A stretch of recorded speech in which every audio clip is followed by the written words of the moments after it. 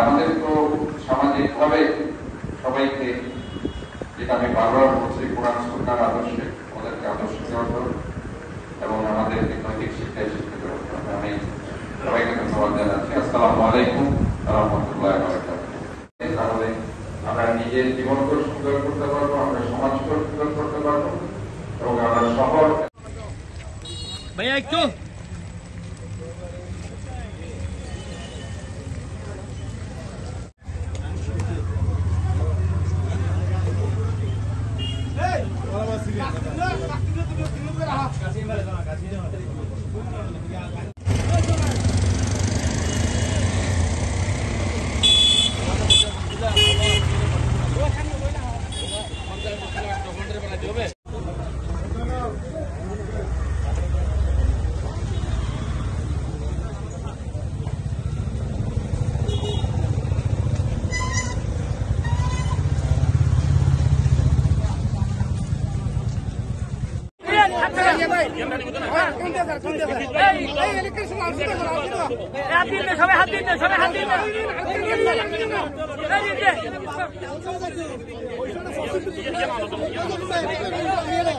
যুব দলের আজম এবং সেলিমদের নেতৃত্বে এটা দেখাশোনা করেছে, এটা তারা এটাকে কাজ করার জন্য তারা দিনরাত পরিশ্রম করেছে। নাজিম সহ ছাত্রদল, যুব দলের আমার ভাইরা, স্বেচ্ছাসেবক দল এবং শ্রমিক দলের বিএনপির ভাইরা এবং তাদেরকে ধন্যবাদ জানাতে চাই।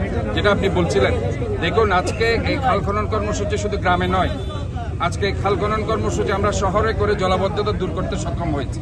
কাজে আমরা মনে করি খাল খননের কোনো বিকল্প নেই, খাল সংস্কারের কোনো বিকল্প নেই। আমরা খাল সংস্কার করতে না পারলে, এই নালার ময়লাগুলো খালে গিয়ে পড়লে সেটা কোনো কাজ হবে না, খাল যদি ভরাট থাকে। কাজে পলিথিন, প্লাস্টিকের স্তর দিন দিন বৃদ্ধি পাচ্ছে, কর্ণফুলী নদী দূষণ হচ্ছে এবং খালদা নদী দূষণ হচ্ছে।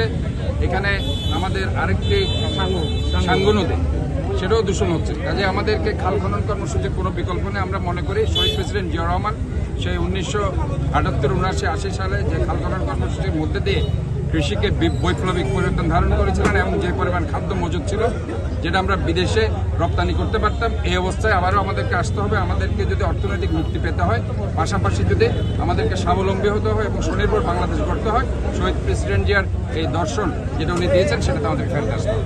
ধন্যবাদ।